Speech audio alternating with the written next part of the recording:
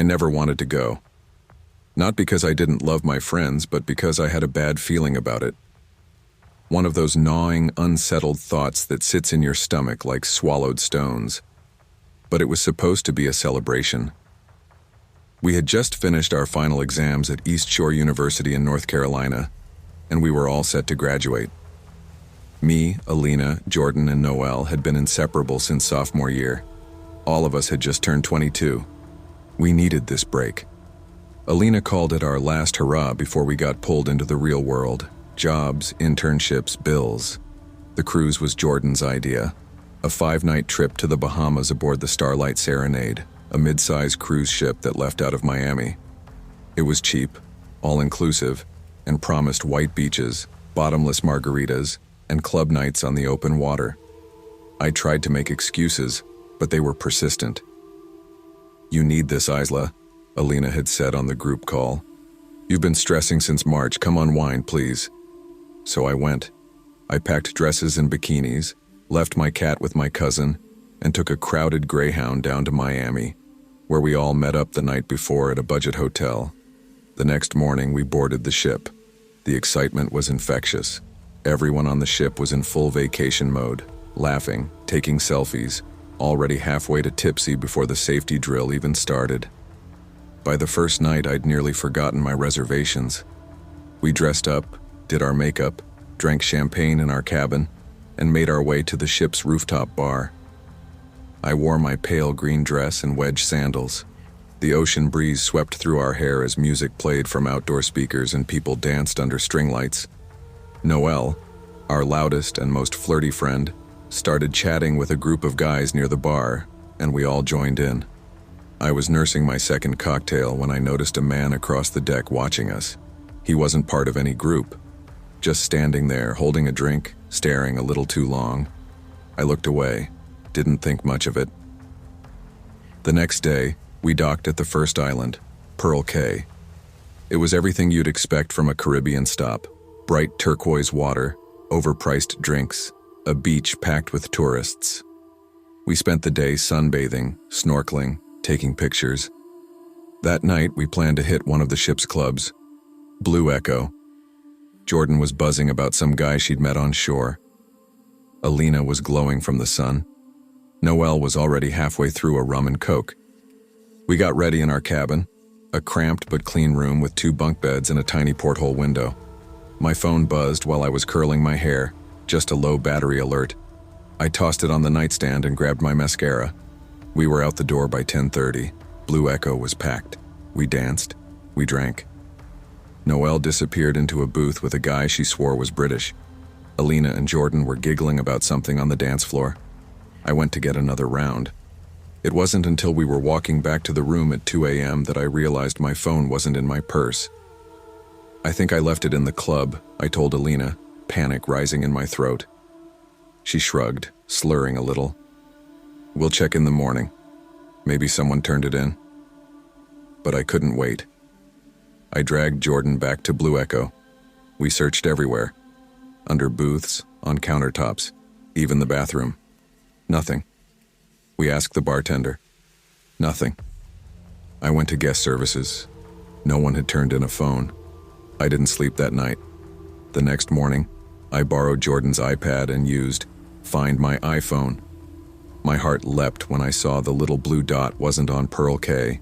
It was still on the ship. "That's good, right?" Alina said, brushing her teeth. "Means someone probably found it and kept it safe." But I couldn't shake the unease. I went room to room on our deck, watching the screen. The dot didn't move. It hovered somewhere close. Too close.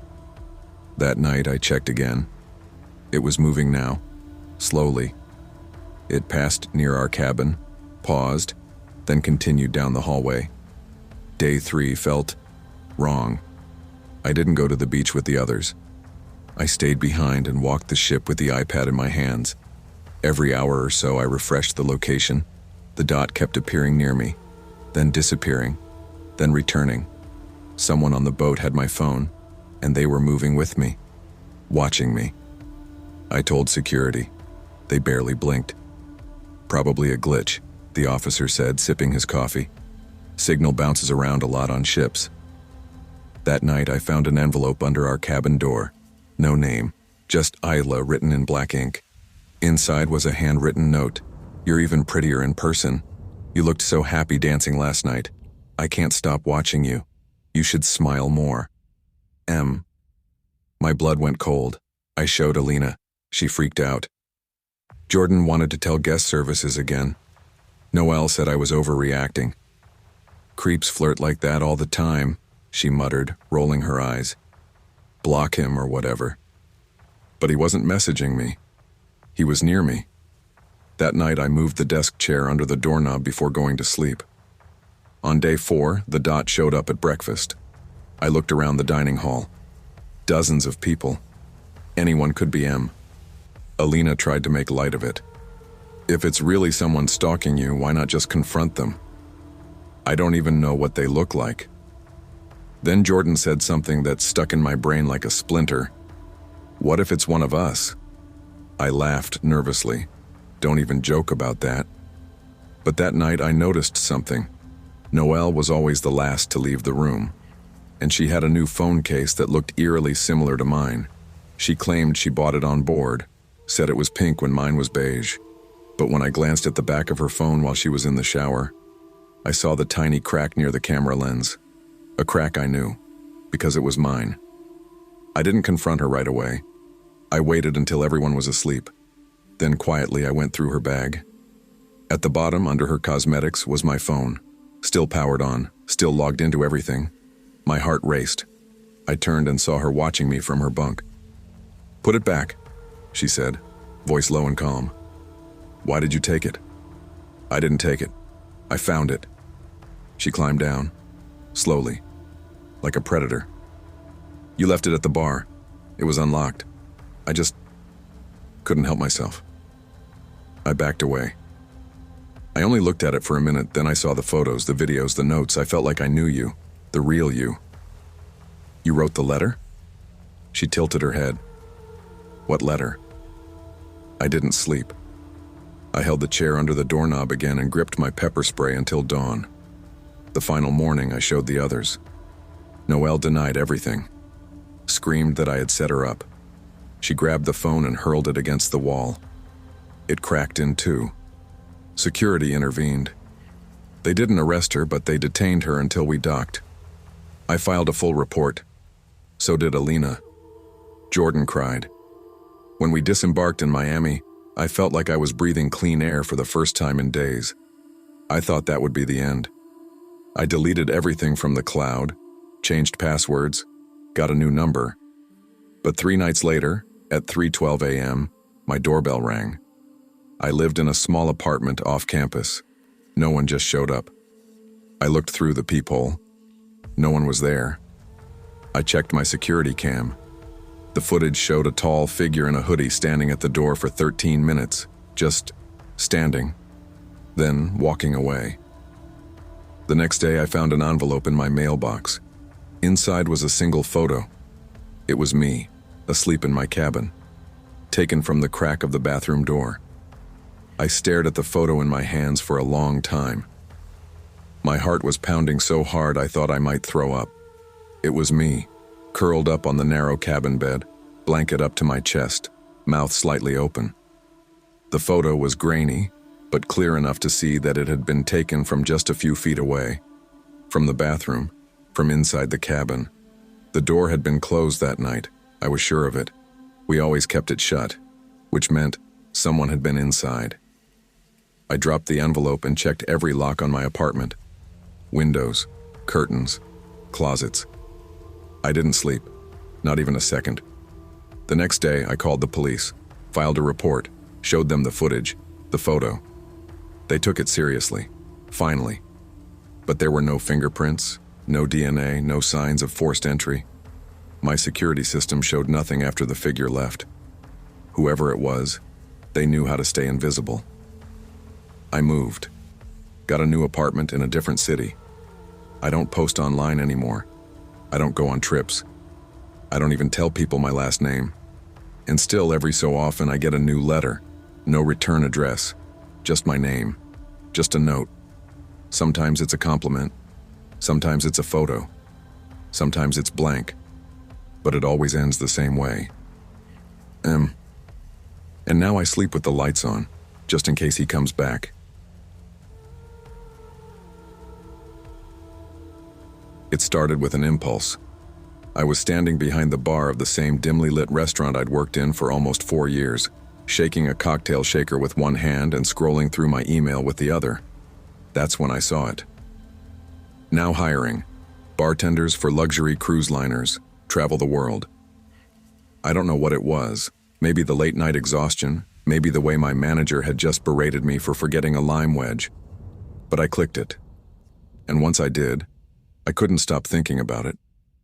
3 months later, I was boarding the Oceana Valeria, a sleek, massive ship run by Horizon Voyages, ready for my first assignment. A 16-night cruise through the Atlantic, stopping in the Canary Islands, Morocco, and finally Portugal. I was 26, newly single, and needed a fresh start after a messy breakup and a series of late-night breakdowns. My name is Isabel Monroe, and for as long as I can remember, I dreamed of the ocean. Not the beach, not summer holidays, but open water. I grew up in Flagstaff, Arizona, about as far from the sea as you could get. Maybe that's why the idea of endless blue stretched out in every direction seemed so magical to me. Peaceful, isolating in a good way. Life on the ship was fast-paced and exhausting, but in a thrilling, almost surreal way. Our bar was one of the busiest on the lower deck, right next to the nightclub, and I quickly adapted to pouring cocktails for laughing tourists, honeymooning couples, retirees, and rowdy college students on break. It was a constant flow of people, stories, energy, and I loved it.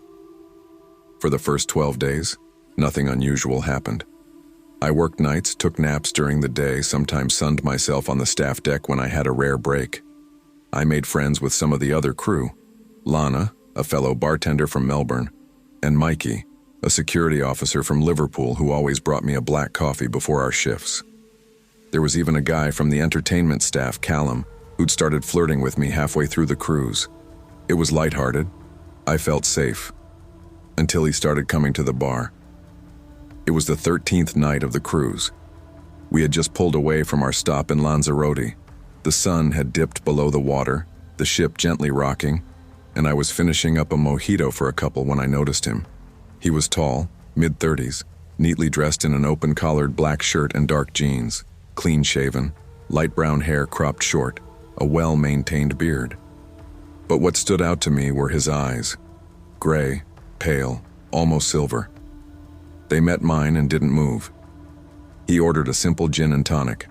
Nothing flashy. But he didn't drink it right away. He held it in his hand like it meant something. "You make it better than most," he said after his first sip. "Thanks," I replied.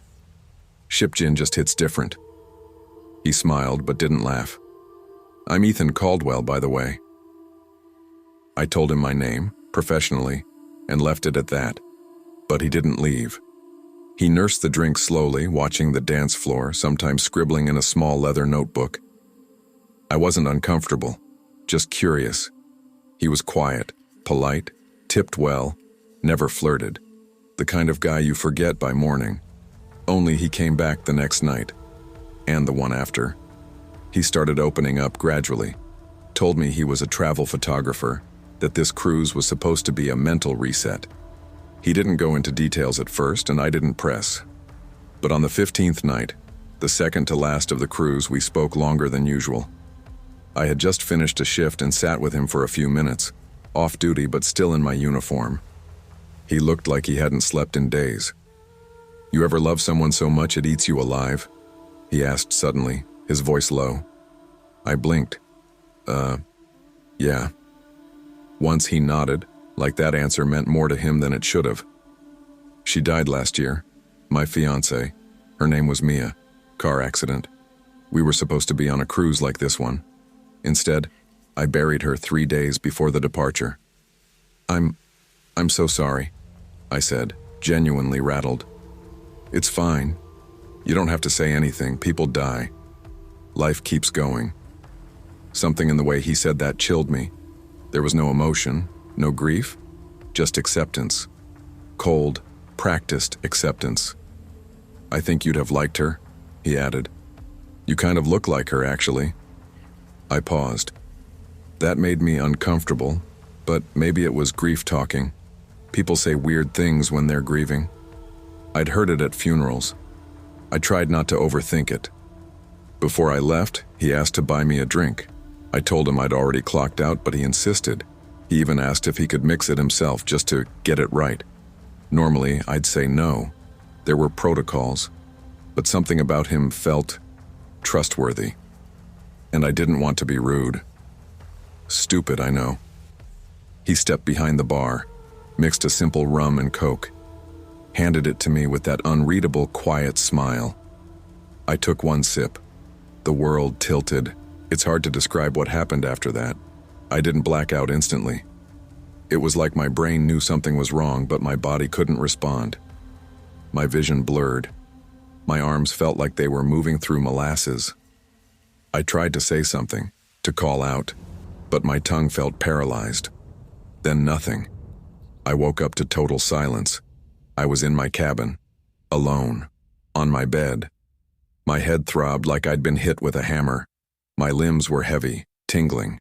My throat was dry, and I was tied, hand and foot, with shoelaces, duct tape over my mouth.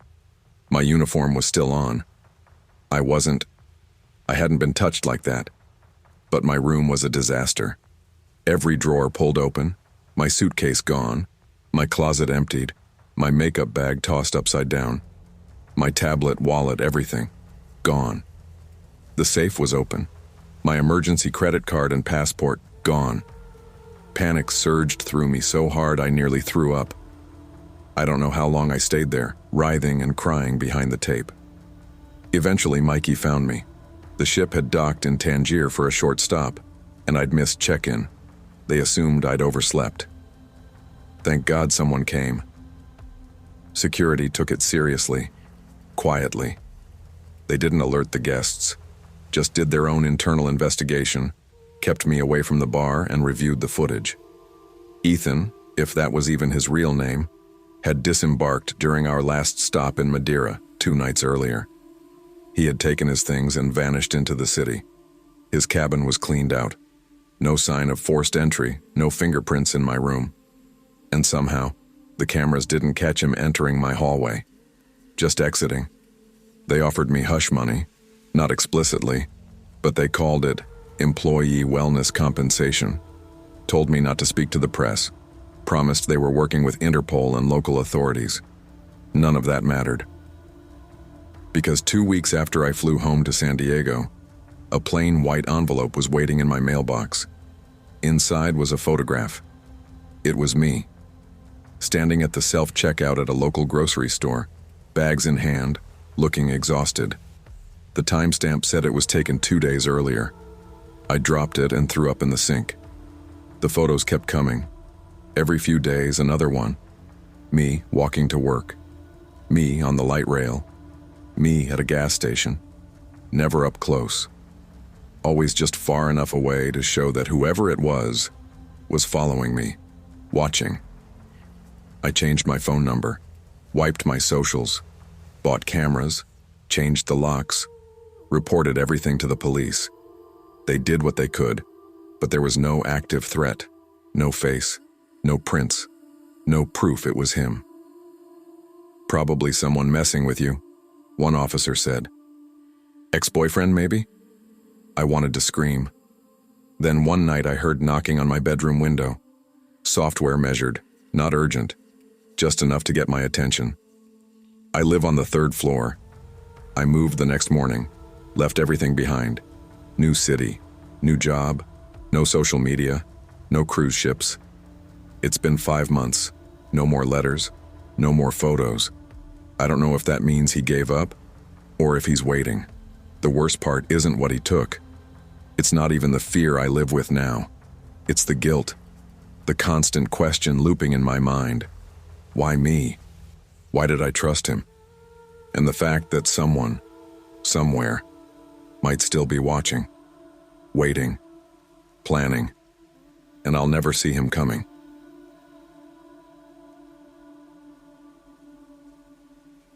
I never planned to go on a cruise alone. Honestly, it wasn't even my idea. It was my sister Rachel's, the kind of person who says things like, "You have to treat yourself sometimes, Alina," and genuinely believes it'll solve your problems. She meant well.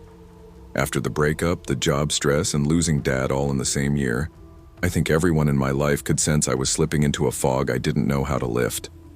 When Rachel surprised me with a week-long solo cruise ticket, leaving from Charleston and winding through the Caribbean with island stops, I didn't have it in me to argue.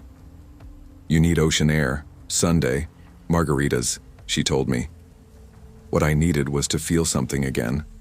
So I packed a week's worth of sundresses and paperbacks I wouldn't read, said goodbye to my cat and the apartment that felt more like a waiting room, and boarded the Celestia Blue on a cold March morning. It was a massive ship. 15 decks, 4 restaurants, a casino, even a miniature bowling alley. It should have been exciting. But from the moment I stepped on board, something felt off. Nothing dramatic, just a subtle unease. Maybe it was the quiet way the crew looked at me when I checked in. Maybe it was how my keycard didn't work the first time, and the woman at the counter hesitated before reassigning me a different room. "You're in B426 now," she said, glancing at the screen too quickly, almost like she didn't want me to ask questions. I didn't. Day 1 was uneventful. I explored the decks, sipped a rum cocktail by the infinity pool, FaceTimed Rachel from the upper deck while the ship pulled away from the coast. That night I wandered the party floor. Music pulsed from the lounge like a heartbeat. I sipped a watered-down mojito and watched groups of people dance under purple lights. Everyone seemed to be with someone. Families, couples, girls on bachelorette trips. I didn't mind being alone, not really. But then I noticed him.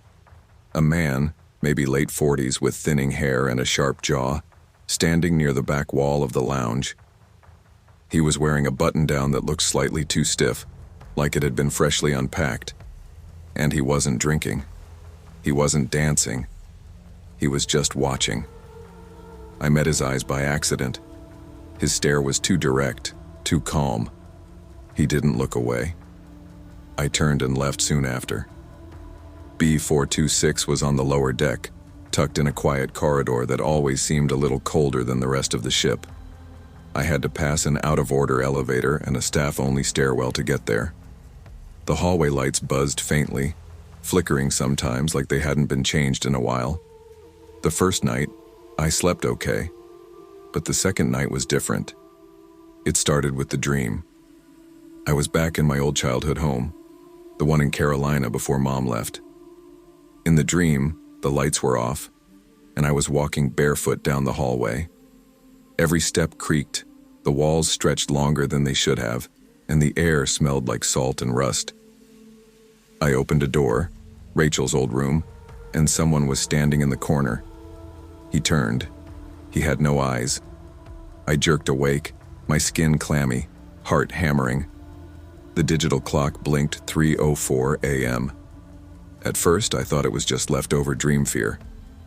Until I heard it. Knock, knock. Software just twice. My breath caught. I stared at the door from the bed, frozen. Another knock. A little louder. I forced myself to get up and crept to the door, my bare feet making no sound on the thin carpet. I looked through the peephole. No one. I opened the door a crack. The hallway was silent. Empty. Goosebumps climbed up my arms. I checked the lock twice before I backed away.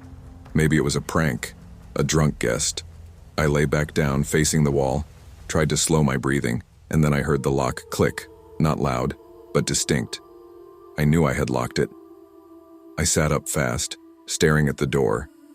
It looked unchanged, still closed, still bolted, but I didn't sleep again. The next morning, I dragged myself to the buffet, bleary-eyed. A woman across from me at the omelet station smiled politely. She looked around my age, late 20s, maybe early 30s. "Rough night?" she asked. I nodded. "Couldn't sleep." She hesitated, then said, "You're in B-deck, right?" "Yeah, 426. Her smile faded. "We were in B410, Moved after the second night. My fiancé swore someone was trying to open our door at 3 a.m., 3 nights in a row. I stared at her. Did you report it? We did. They said it was probably crew doing rounds, but why at 3 a.m.? We exchanged numbers. Her name was Jessa. That night I kept the TV on for background noise. I stacked my suitcase in front of the door, just to feel better. But again, 3 a.m., I woke to knocking. Twice. This time I didn't go to the door. I stayed frozen in bed listening to the sound of the hallway lights buzzing. I swear I could hear breathing. The next day, I went to the front desk. Asked if I could change cabins. The young guy at the counter gave me a tight smile. We're fully booked, ma'am. Cruise season. I'm not asking for an upgrade, just a different room. He tapped something on his keyboard, then paused. B426? I blinked. Yeah. His smile faltered. I'll put in a request. Might take a day or two. I turned to leave, but I heard him mutter, should have taken that room off the roster. That night, I didn't even try to sleep. I sat upright in bed, fully dressed, TV muted, room dark except for the bathroom light spilling across the floor. 2:58 a.m. I heard soft footsteps outside. I held my breath. Then came the knock. Tap, tap. This time I didn't move. I didn't even blink. The knocking didn't stop. 4 knocks, then 5, then silence. And then, the sound of the door handle slowly turning. I let out a sound. Not quite a scream, more like a strangled gasp. The handle turned back and forth once, twice, then stopped. I couldn't take it anymore. I threw open the door, ready to yell, ready to see a drunk teenager or a crew member with a clipboard. But the hallway was empty. Except, at the end of the corridor, half shrouded in shadow, was a man. The same man from the lounge. He didn't move. I stepped back into the room and slammed the door shut. This time I didn't bother with the front desk. I went straight to ship security. The officer, a short woman with tired eyes, listened as I told her everything. She didn't write anything down. B426? She asked, her tone flat.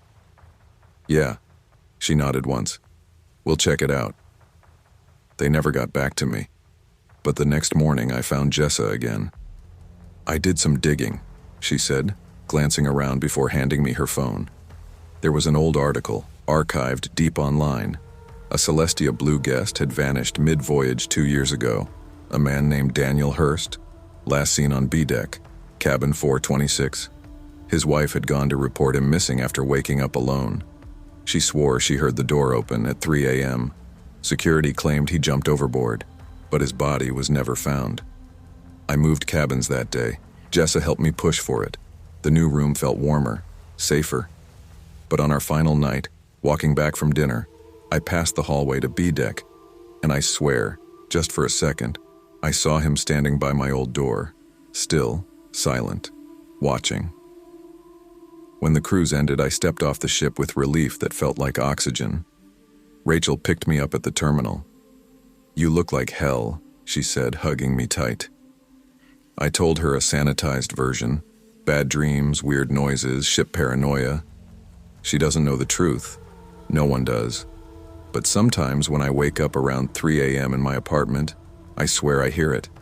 Tap, tap. And every time, I get up. Just to check. Just to make sure the door is still locked.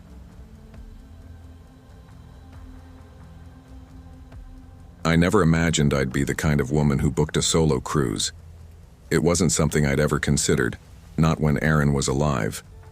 We always talked about taking a long trip, maybe something warm, maybe the Mediterranean. But like everything else we meant to do together, we put it off. He died 3 years ago. Car accident. A rainy Thursday night.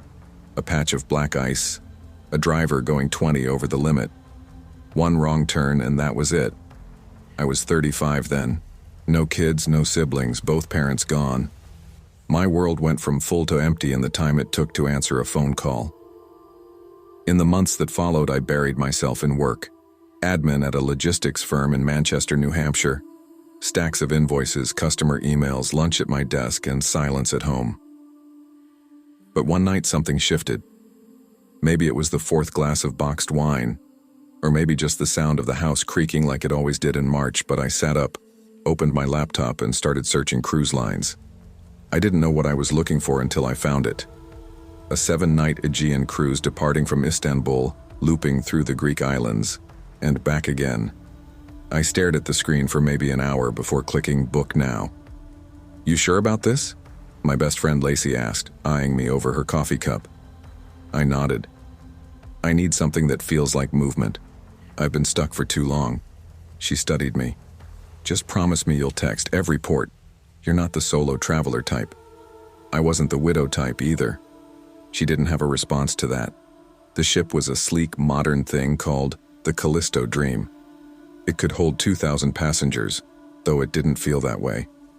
The staterooms were small but stylish, the dining options absurdly excessive. Pools, bars, a gym I knew I wouldn't use. The first day was spent exploring the decks, fumbling with the app on my phone that tracked activities and trying not to cry every time I saw couples. I had dinner alone that night, seated at the edge of a shared table with a couple from Idaho and 2 sisters from Prague. They were kind, chatty. I drank 3 glasses of red wine and laughed more than I expected. Later, the cruise director hosted a welcome party on the mid-deck. Colored lights bathed the area in soft blue and purple tones. A DJ played throwback hits. People danced. I stood near the railing, letting the sea breeze hit my face. That's when I saw him. He stood just at the edge of the crowd. Not dancing, not talking. Just watching. Mid-40s maybe.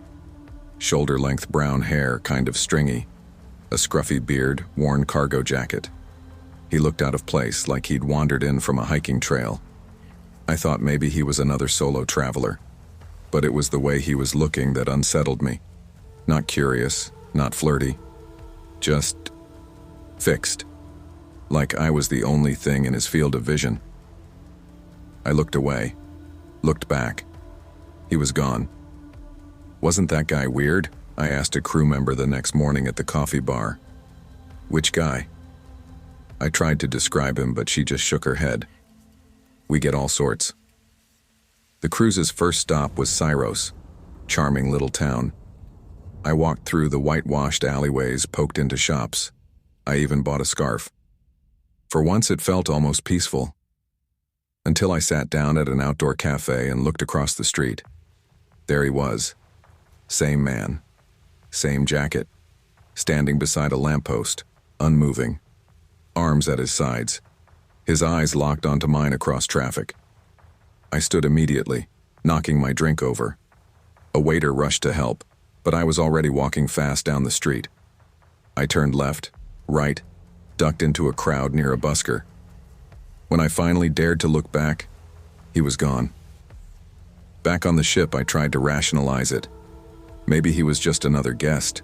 Maybe he was harmless. Maybe I was imagining things. But it happened again in Naxos, and again in Samos. Each time the same, standing, staring, vanishing.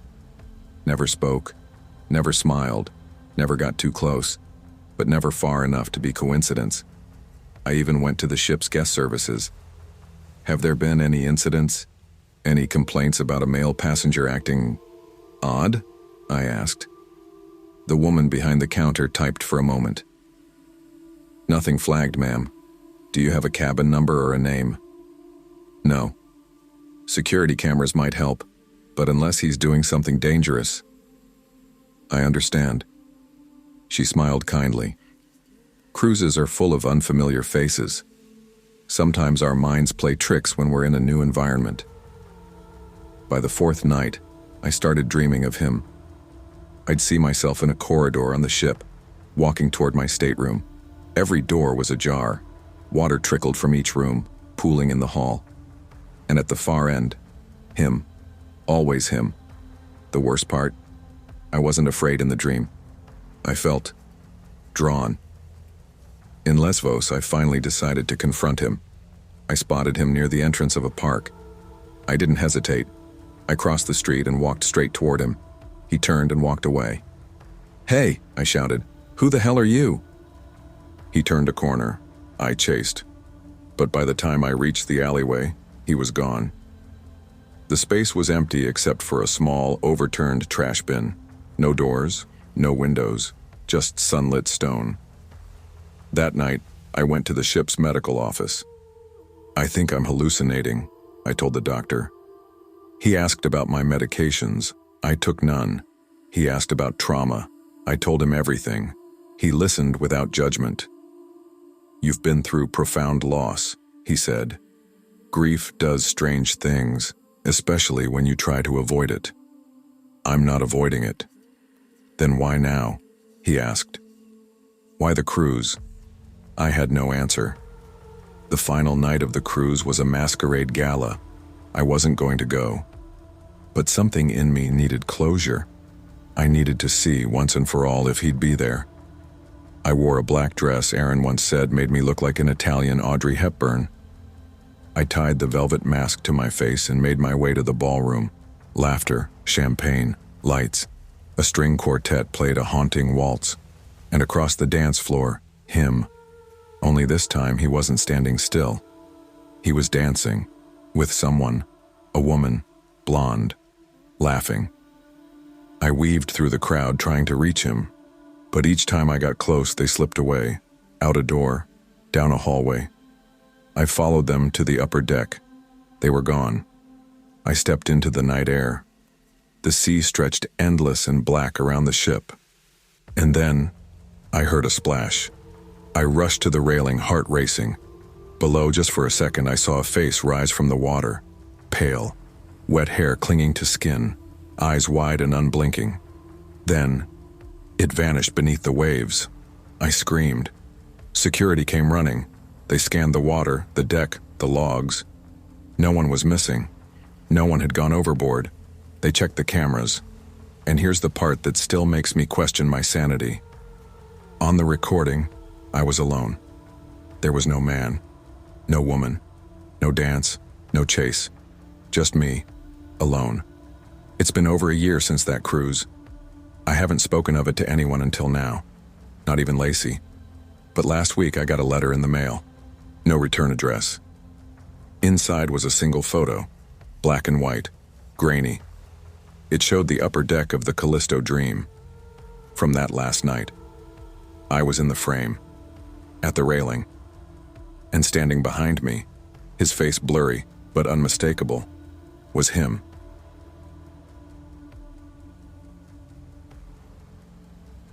I hadn't taken a vacation in almost 4 years. Between client deadlines, late-night deployments, and my growing anxiety about everything from rent to my cholesterol, a break felt less like a luxury and more like survival. So when my boss, Mark Henderson, invited me on a cruise, 5 days through the Gulf on a mid-tier liner called the Pacific Dream, I didn't hesitate. Mark wasn't like most managers I'd worked under.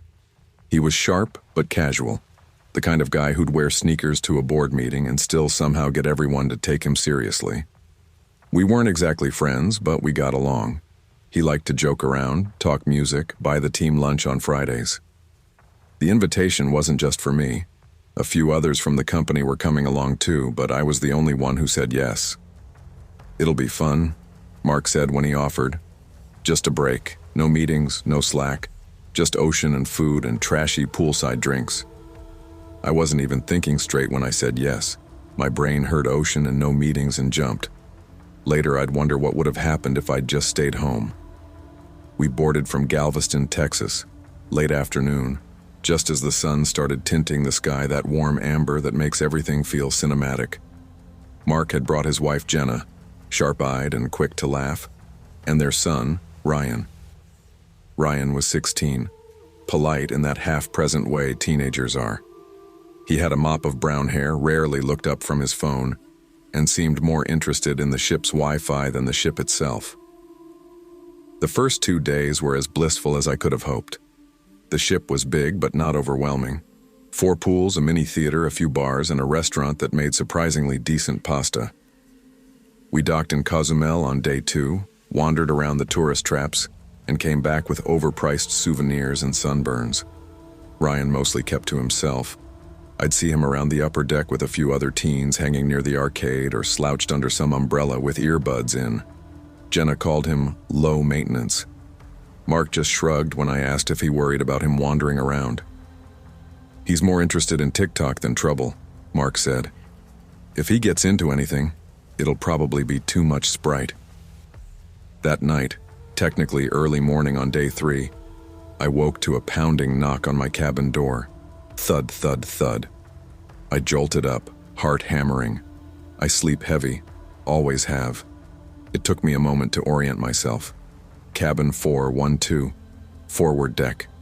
The knock came again, frantic this time. I opened the door to find Mark standing there barefoot in pajama pants and a t-shirt. His face looked hollow. "Is Ryan here?"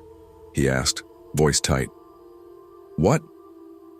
Number. I rubbed my eyes. "Why would he?" "He's not in the room," Mark said, voice cracking. "He said goodnight around 10, went to grab a soda. He never came back. We searched his floor first. No sign. Called guest services. They paged him over the intercom, subtle enough not to alarm guests. No response. By 2 a.m., ship security was involved. Ryan's last known location was near the arcade. Security footage showed him walking toward the rear deck with a drink in hand. Then, nothing. No footage of him coming back, no clips of him heading into any of the open access lounges. Just gone. The ship wasn't massive compared to some mega cruisers, but it had its fair share of tucked-away hallways and maintenance doors. Staff assured us they'd lock down the restricted areas and check all guest-accessible spaces. Mark's hands trembled when he tried calling Ryan's phone. It rang twice and went to voicemail. Jenna paced back and forth by the pool, eyes scanning the shadows. "Maybe he's asleep in one of those lounges," she kept saying. "Maybe he met someone and they're watching a movie. He's done that before. Right? Right?" No one answered. By 3:30 a.m., I joined one of the search teams. I was paired with Sandra, one of the ship's security officers, a no-nonsense woman in her 40s with a flashlight and a radio that never stopped crackling. We checked unoccupied cabins, one by one. The air felt too cold. Everything was too quiet. When we opened cabin 569, my heart dropped. Ryan was inside. He was curled on the floor in the corner. His hands were tied behind him with some kind of cord. His mouth gagged with a balled-up t-shirt. He looked up, wide-eyed, face streaked with tears. I ran to him, helped untie him as Sandra radioed for help. "It's okay," I kept saying. "You're okay. You're safe now." But he didn't look okay. He didn't even look like the same kid. After we got the gag off, he just kept whispering. He said he'd kill them. He said if I made noise, he'd kill my parents. "Who, Ryan?" I asked. He hesitated, eyes flicking toward the hallway. "I don't know his name," he said, voice hoarse. He was wearing black, hoodie, jeans. He grabbed me near the elevator. Said he'd watched me. Said this was about my dad. Mark and Jenna arrived seconds later. Jenna dropped to her knees.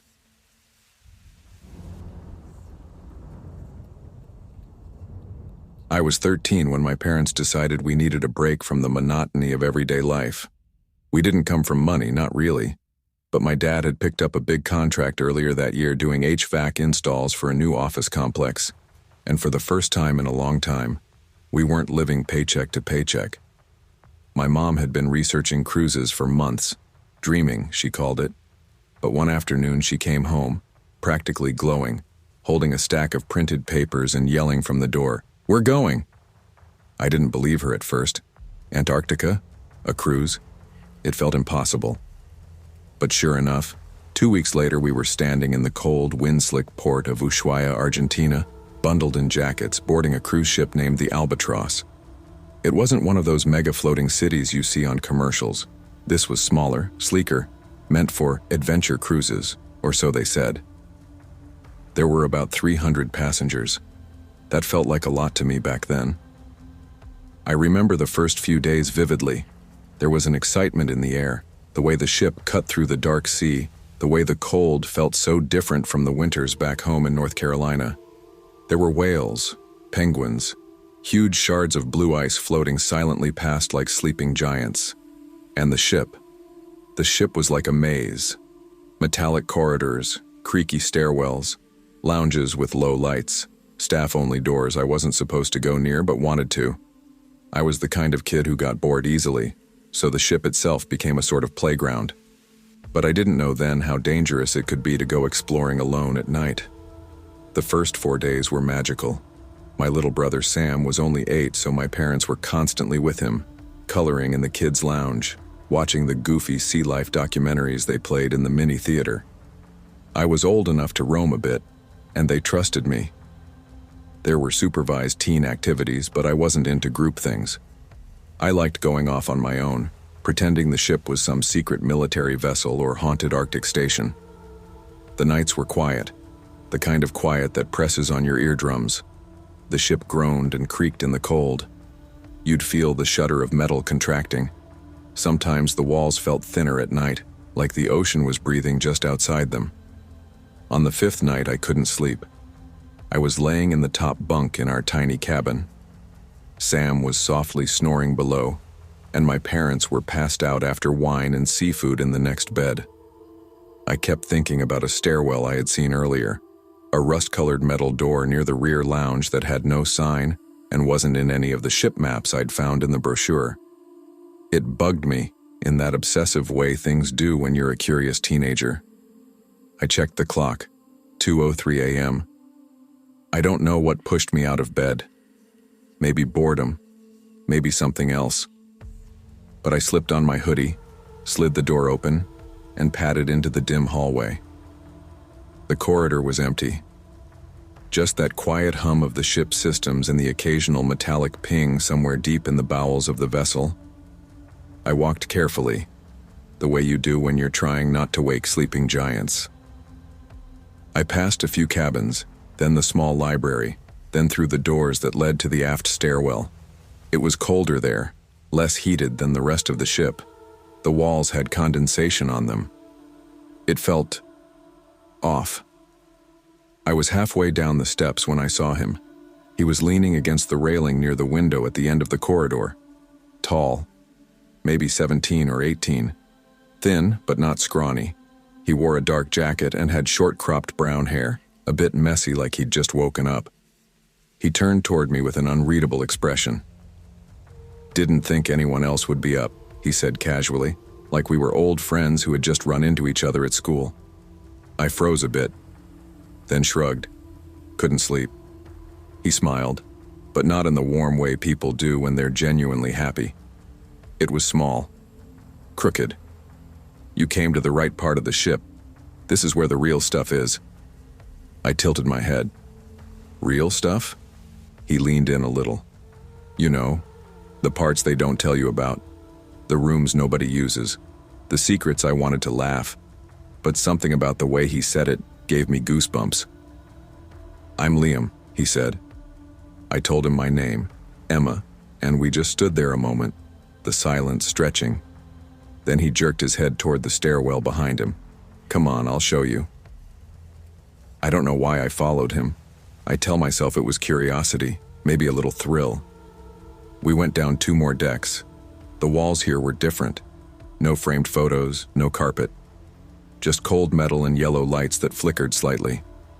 He led me to a door at the end of a hallway and pressed his ear to it. "Maintenance deck," he said. "They lock it during the day, but I know a way in." He didn't wait for me to answer. Just pulled a card from his pocket, probably stolen, and slid it into the reader. The door clicked. The hallway beyond was tighter. Pipes lined the ceiling. The hum of machinery was louder. It smelled faintly of oil and salt. "Not many passengers make it down here," Liam said. "Which makes it useful." I glanced at him. "Useful how?" He grinned, this time more genuinely. "Depends what you're into." We kept walking. He pointed out doors, one that led to the laundry chute, another to a storage hold. He rattled off crew schedules, meal cart routes, which stewards left their keys lying around. At first I was impressed. Then it started feeling like too much. "How do you know all this?" "I've been on 3 cruises this year," he said. "My mom works for the company, leaves me to wander while she works upstairs." He stopped near a grated vent and crouched. "This one goes all the way to the captain's hallway. I once watched him yell at his assistant for 15 minutes straight. Wild." His voice had started to change, not in pitch but in tone, quieter, more intense, more entertained. "Sometimes," he added, "when I'm bored, I sneak into cabins." I stiffened, just for fun, nothing serious. People leave stuff out, phones, jewelry, wallets. He looked up at me. "Ever taken something just to see if you could?" I shook my head. He tilted his head. "Shame. You've got potential." That was when it clicked. The way he watched me, the way he moved. He wasn't just exploring, he was hunting. I suddenly realized how far from our cabin I was, how deep in the ship, how quiet it had become. "I should probably get back," I said. He stood slowly. "Sure," he said, still grinning. "But if you change your mind, I could show you more." I backed away. "I'm good, thanks." He didn't follow me, just watched as I turned and hurried down the hall, heart pounding like a drum in my chest. It took me nearly 15 minutes to find my way back. Every turn felt like it could be wrong. Every creak of the ship felt like it could be him. When I finally reached my cabin, I locked the door and climbed into bed, shivering despite the warm blankets. The next morning, I didn't tell anyone. What could I even say?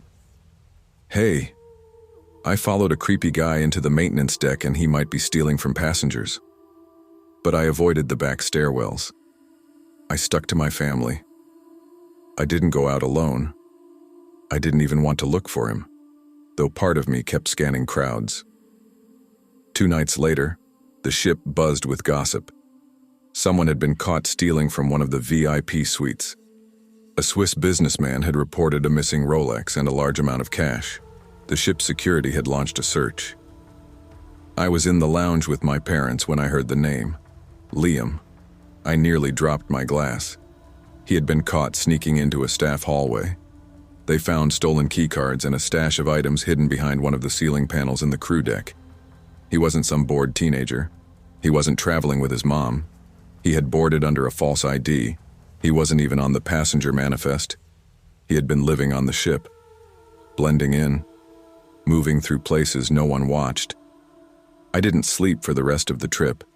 Every sound felt like a warning. Every shadow in the hallway seemed to move.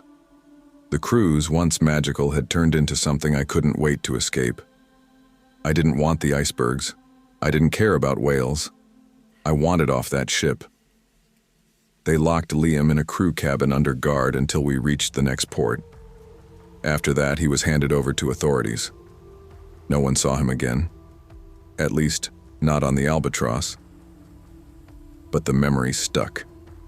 The smile, the vent, the casual way he spoke about taking things that didn't belong to him, about sneaking through the ship like it was his own. Sometimes, late at night, I still hear the hum of the engines, still feel the cold of that hallway pressing in, and I wonder how many other ships he's been on, how many other kids he's smiled at,